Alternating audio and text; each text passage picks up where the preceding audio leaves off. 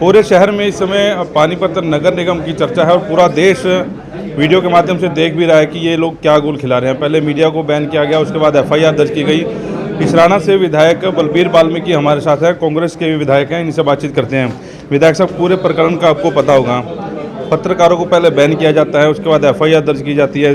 दबी कुछ आवाज़ में व्यापारी, दुकानदार, हर ये बंदा कह रहा है कि इनके खिलाफ बोलेंगे तो हमारे ऊपर भी मामले दर्ज किए जाएंगे। क्या कहना आप? मैं इस विषय में ये कहना चाहता हूँ सबसे पहले तो आपके माध्यम से कि जो ये पर्चा दर्ज जो मीडिया के खिलाफ कमिश्नर साहब ने कराया है, मैं उसको गलत मानता हूँ और उसका विरोध करता हूँ। मैं ये कहना चाह रहा हूँ कि जिस प्रकार मीडिया को रोका गया ये गलत है। विधानसभा के अंदर, पार्लियामेंट के अंदर भी मीडिया वालों के लिए एक मीडिया की न्यारी गैलरी बनाई जाती है ताकि मीडिया अंदर की कार्रवाई को बाहर दिखा सके। आम आदमी, सरल से सदन, साधारण से साधारण आदमी अंदर की कार्रवाई को देख ले। ये विधानसभा और पार्लियामेंट के अंदर है। इसी प्रकार मैं मानता हूँ कि जिस प्रकार पहली मीटिंग में तो बुलाया गया और दूसरी मीटिंग में यहाँ उन पर एक रोक लगाई गई कि वे नगर निगम के मीटिंग के अंदर मीडिया कर्मियों को नहीं आने दिया जाएगा, तो मैं मानता हूँ इसमें कहीं ना कहीं इनकी नीति में खोट था। इनको लग रहा था कि हमारी जो करतूत हैं, हम जो विकास नहीं करा रहे हैं, भ्रष्टाचार जो इनके पार्षदों द्वारा बोला गया, वहाँ 2 पार्षदों द्वारा बीच में ही पेपर उठाए गए और ये बताया गया कि भाई ये घोटाला है, हमारे कहने से ये फाइलें पास नहीं हुई और पैसे देकर ये बाद में की गई। जब वो पार्षद वहाँ बात उठा रहे थे तो मैं मानता हूँ कि वहाँ ड्यूटी बनती थी, जिसकी अध्यक्षता में भी मीटिंग थी, उनकी ड्यूटी बनती थी कि उन पार्षदों द्वारा जो भ्रष्टाचार की बात उठाई गई वो पूर्ण रूप से क्लियर होनी चाहिए थी कि इसमें कौन झूठा था। यदि उस अध्यक्षता करने वालों की नीति साफ थी और उनको लगता था कि ये पार्षद झूठ बोल रहे हैं और गलत आरोप लगा रहे हैं, ये छवि खराब करने की कोशिश कर रही है, तो उनकी अंतिम कार्रवाई तक जाना चाहिए था। जब ये अंतिम कार्रवाई तक नहीं गए और वो क्लियर नहीं किया गया, उनके जो पेपर उठाए जा रहे थे वो भ्रष्टाचार के बारे में बोल रहे थे, उनकी बात को पूरा नहीं किया गया, तो पत्रकार जी मैं मानता हूँ कि इनकी नीति में कहीं न कहीं खोट था।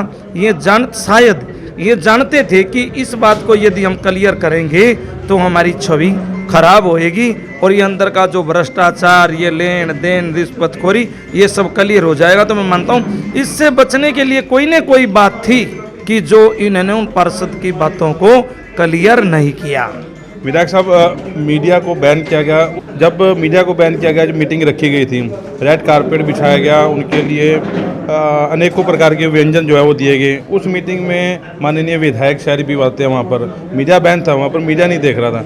उस मीटिंग को विधायक को भी उठ के जाना पड़ा।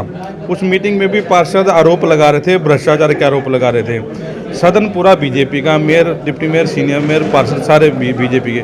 उसके बाद इन्हीं की सरकार में इन्हीं के ऊपर आरोप लग रहे हैं भ्रष्टाचार के। तो कहीं ना कहीं मीडिया को बैन करना कहीं ना कहीं इशारा कर रहे हैं कि अंदर कुछ गलत हो रहा था। जी, जब मान लें सारा ही सदन इनका है, जब सब कुछ ही इनका है और फिर भी ये मीडिया को रोक रहे हैं, तो मुझे लगता है कि मैं पूर्ण रूप से कह सकता हूँ कि इनको शायद पहले ही पता था कि तुम्हारे जो भ्रष्टाचार के जो कारनामे जो तुम्हारे हैं ये उजागर होने वाले हैं, इसलिए शायद इन्होंने मान के ये फैसला किया था कि मीडिया को अंदर नहीं आने दिया जाएगा।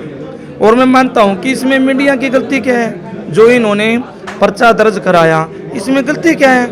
इनके पार्षदों द्वारा, इनके सदन के सदस्यों द्वारा वो बात रखी गई है। मीडिया ने तो इसमें कोई बात ना तो काटी ना ऐड की। जो इनके द्वारा ये बात अंदर चलाई गई थी वही किसी न किसी तरीके से बाहर दिखाई गई है। इन्हें नया तो कोई नहीं जोड़ा, तो इन पर ये मुकदमा जो किया गया है ये गलत किया गया है और मैं इसके विरोध में हूँ। और हम पूर्ण रूप से पत्रकारों के साथ, मैं भी विधायक होने के नाते, हमारे तमाम कांग्रेस के साथी और हमारे बड़े नेता भी, हम तमाम इनके साथ खड़े हैं। और जब लग ये पर्चा कैंसिल नहीं होएगा, पत्रकार भाइयों के साथ हम खड़े रहेंगे, क्योंकि गरीब से गरीब आदमी की बात जिसकी कोई नहीं सुनता, कोई अधिकारी ना सुने, कोई राजनीति वाला ना सुने, कोई भी जब नहीं सुनता है, तो मैं मानता हूँ कि मीडिया एक ऐसा माध्यम है, कोई भी आदमी अपनी बात रख सकता है, न्याय मांग सकता है और मीडिया उसको अधिकारियों को भी, जनता को भी, सबको दिखाता है और कई बार उन व्यक्तियों को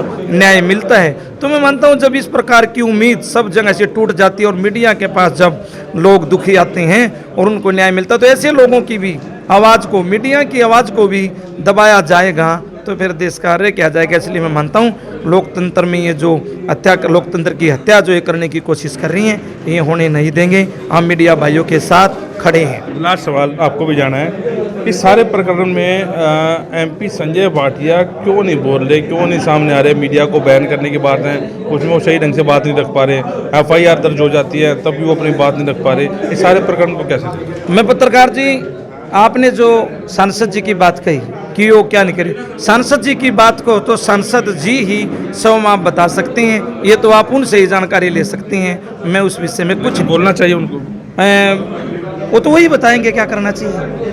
परंतु मैं मानता हूँ सांसद होने के नाते भ्रष्टाचार के खिलाफ तो बोलना ही चाहिए।